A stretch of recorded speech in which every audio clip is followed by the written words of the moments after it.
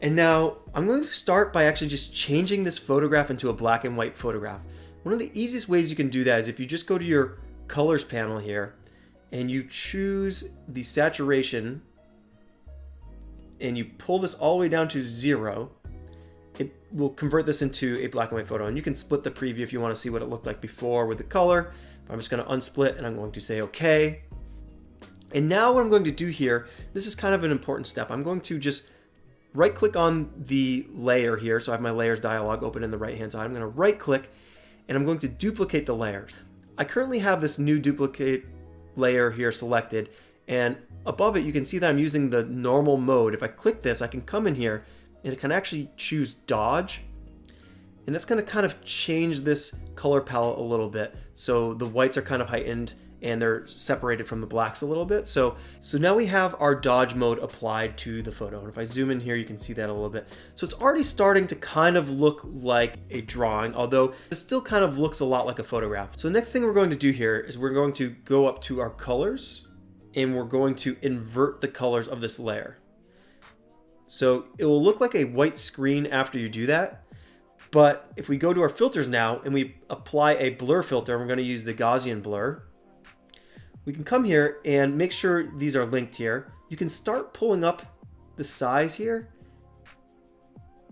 And you should see a live preview over here on the right hand side. Sometimes it's a little delayed to actually see it come through.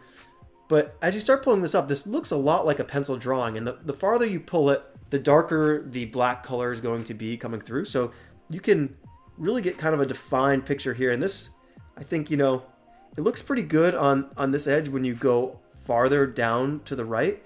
Although the more detail I give that by the dark colors there, the more it still kind of looks like a photograph to me. So I kind of prefer to pull it way down here on the lower end, somewhere around, I don't know, 35% maybe. You can type that in directly if you want. And that really looks like a drawing to me. It is a little hard to distinguish with like the white background kind of bleeding into the lighter parts of the photograph, like her face and neck area. But I think this is the closest representation we have to an actual pencil drawing. So let's say OK to this. So now we could come through here and we could start playing with some of the density levels if we wanted to. With my photograph selected, you could go to your colors, levels, and you could start pulling this over to the right to make some of these features a little darker.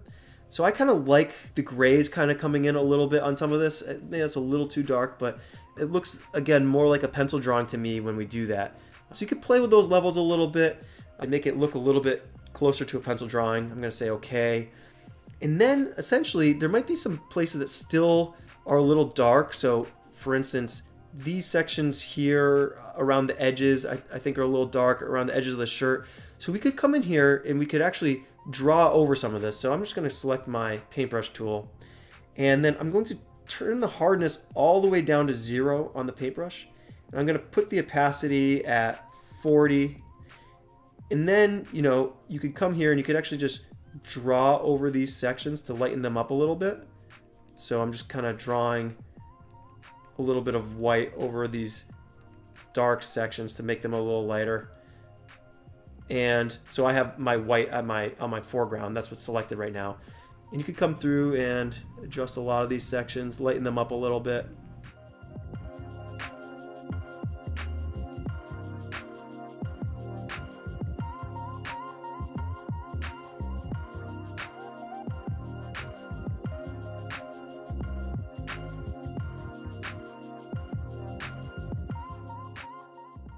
And maybe even get some of the hair a little bit to lighten some of that up as well.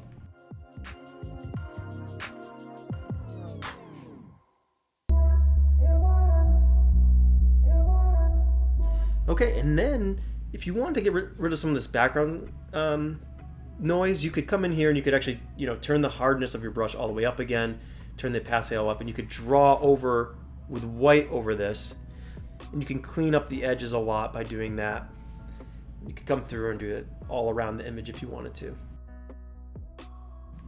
Again, you might want to choose a different brush and update the size and come down and just get rid of a lot of this real quick.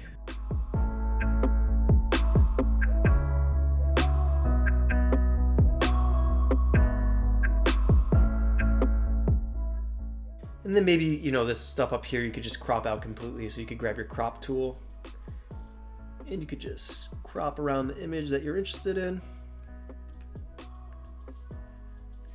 And there you go. So you could spend a little more time cleaning up some of the details, but essentially this will get you a pencil drawing, and you could use this on any kind of photograph. This technique should work on any photograph, and have fun converting your loved ones' photographs into pencil drawings and impressing people with your fine pencil work.